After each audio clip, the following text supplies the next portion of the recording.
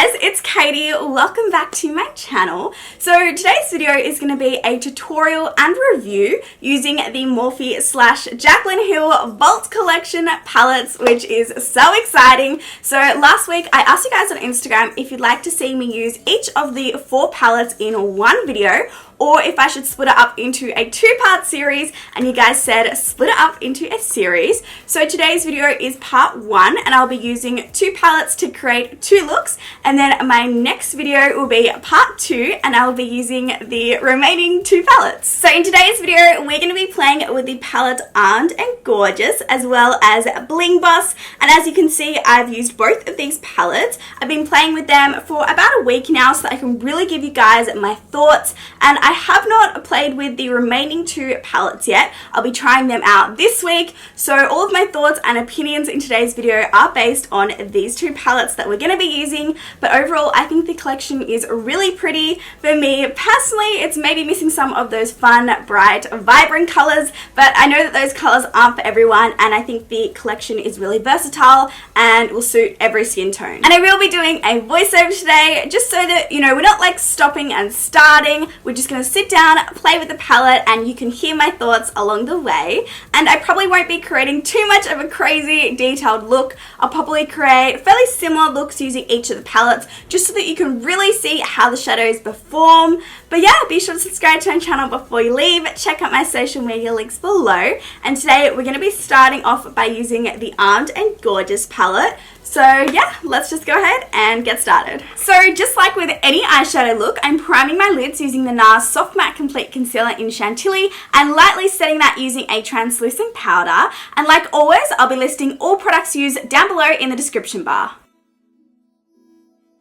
Now time to dip into the Armed and Gorgeous palette, and I'm starting off with the shade Access on the Morphe Y27 brush, and this is a gorgeous yellowy orange, and these type of shades are my favorite to act as transition shades, so I'm just popping that in the crease, and as you can see, I'm gradually building its intensity, and this shade built really well. It had nice pigmentation. I had no trouble blending it out, so I really enjoyed this shade.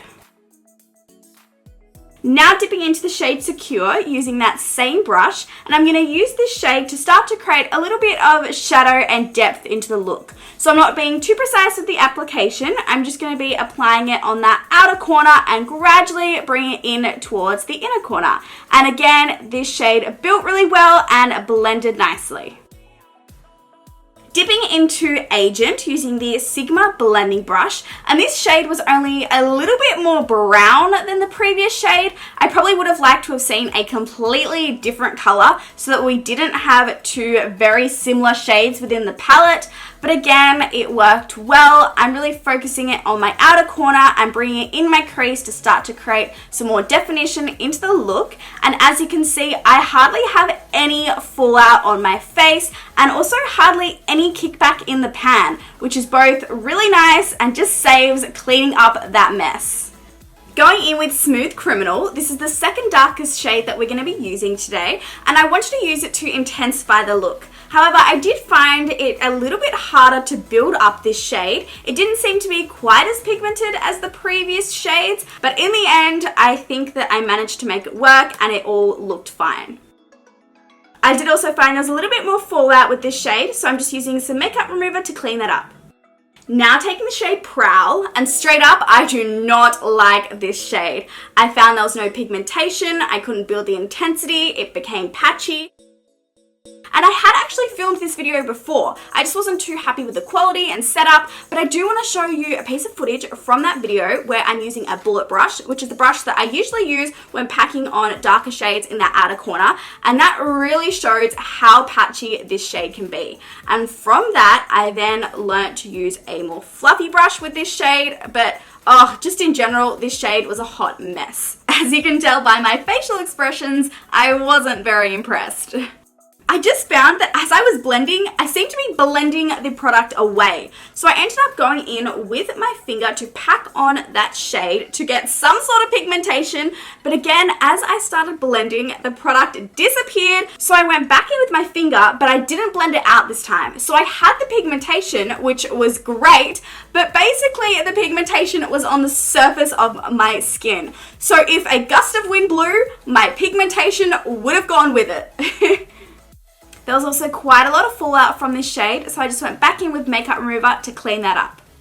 Now time to go back in with that concealer that we used as primer to create a half cut crease. So because we couldn't blend out the previous shade, otherwise we would have lost all that pigmentation, as I mentioned, the shade was kind of sitting on the surface of my skin. So basically, as I was going in with concealer, the concealer was picking up the shadow and again making a patchy mess. So I decided to bring the concealer all the way to the edge of my eye to try and eliminate some of that patchiness. And doing this, it wasn't really a big deal, but it was just that extra bit of effort that I don't usually have to put in when I use other palettes.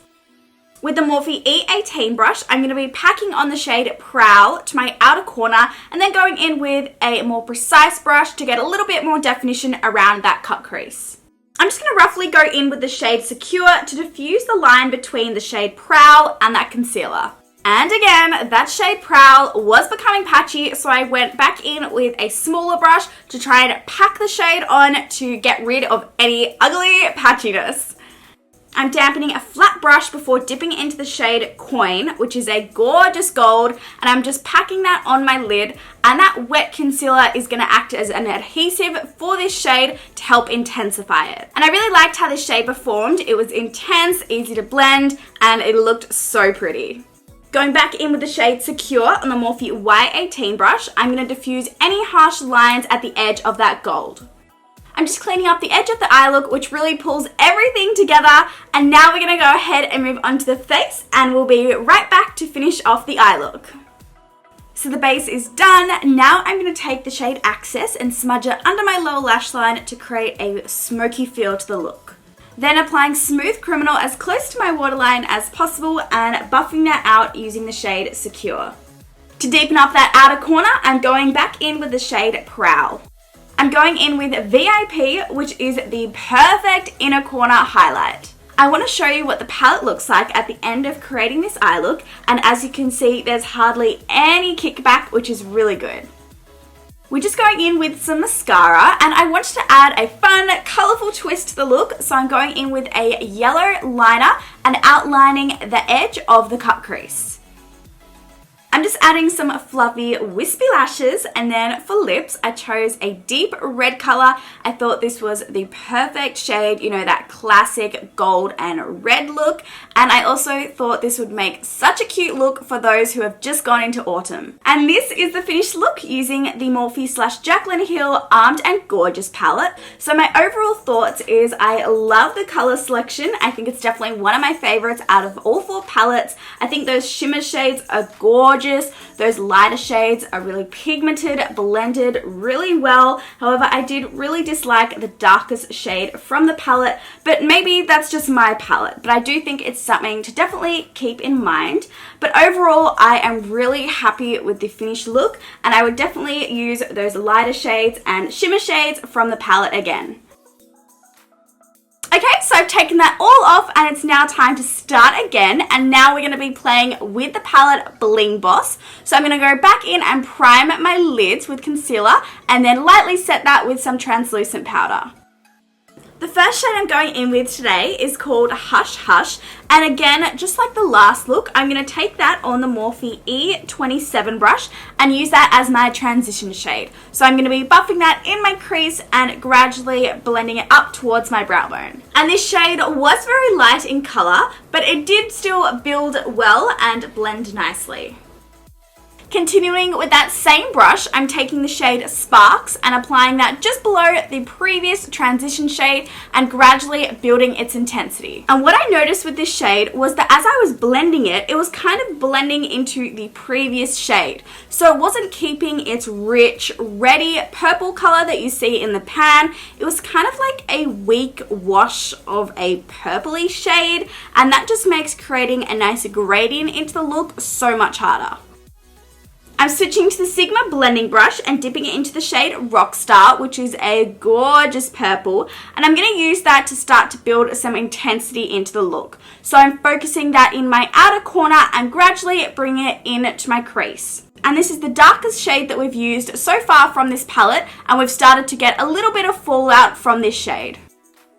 Continuing with the same brush, we're going in with Mystic, which is the darkest shade from the palette, and we're using this in the hope to really intensify the look. So I'm going to be packing that on my outer corner. And there was a little bit more pigmentation in this shade than the darkest shade from the previous palette, but not by a lot. I would have liked to have seen more pigmentation from this shade, as I found it really hard to build up any dimension and depth to the look. I even went in with a bullet brush for one last attempt to pack that shade on, and thankfully it didn't make the shade go patchy, but it didn't help with intensifying the look. And unfortunately, it seemed that I had more pigmentation on my cheek than my eye, and I have to say it was pretty frustrating. So we're going to pretend that my intention all along was to have no definition in the look and create a nice blown out smoky eye.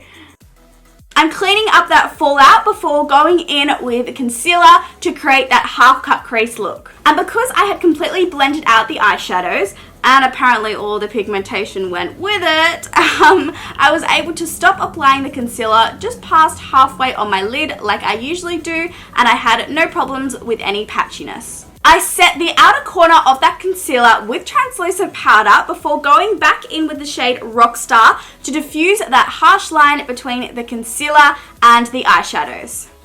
I went in with a more precise brush with more of Mystic to try and create some more definition around that half cut crease, but even though it was the darkest shade, it kind of blended away into the other shades and it just didn't really work how I wanted it to. I dampened a flat brush before going in with the shade Ballsy, and I'm applying that on my lid, and again that wet concealer is going to act as an adhesive for this shade to help intensify it. And just like the shimmer shades from the previous palette, I had no problems with this shimmer shade. I really enjoyed it, and I went back in with more of Rockstar to create a nice blend between the shimmer and matte shades. I'm cleaning up the edge of the eyeshadow with makeup remover and a cotton tip, and then the eyes are almost done. We're going to move on to the face first and just finish off the base, and then we'll be right back to continue this eye look. So the face is now done, but I wanted to add a bit of color to the look, so I'm going in with the shade Gem, which is such a fun purple, and I'm just adding that to the edge of that shimmer shade, and I think that this really took the look to the next level, because I think it was looking a little dull before this. I'm smudging the shade Hush Hush under my lower lashes to create a little bit of shadow, and then going in with Rockstar and applying this as close to my waterline as possible. Then deepening up the outer corner with the shade Mystic. Here is the palette at the end of the eye look, and again there is literally no kickback in the pan, which is great. I'm creating a thick black wing to add a little bit of drama to this look, and then this Bling Boss palette didn't really have an inner corner highlight shade, so I'm going back in with the previous palette that we used and going back in with the shade VIP. I'm coating my lashes with mascara and then applying some falsies, and for lips today I'm going in with this cool toned purple shade, and this actually used to be my favorite lip shade. I used to wear it all the time, so it was really nice that it went with this look perfectly. And this is the finished look using the Morphe / Jaclyn Hill Bling Boss palette. Again, I think the colors are really pretty and I really like how the shimmers performed. I would have liked to have seen more pigmentation from each of the shades. They weren't quite as rich in color on my lid as they are in the pan. And that has sometimes happened with other palettes, but because all of these shades are like purpley red, they kind of all blended into each other, and I found it really hard to create any definition definition and dimension in the look. Overall, I would use these shades again individually, but I can't see myself reaching just for this palette alone to create one look. Alrighty, so that is the end of the video. I really hope that my review and thoughts on both these palettes were helpful for you, and in the end I am so happy with both the finished looks. I think they're so much fun, and I cannot wait for part 2 of this series where I'll be reviewing and creating 2 more looks using the remaining 2 palettes from this collection. So be sure to click that notification bell so you'll be notified when I post that. But yeah, that's about it. So I hope that you have a beautiful day or night wherever you are in the world, and hopefully I'll see you in my next video. Bye guys.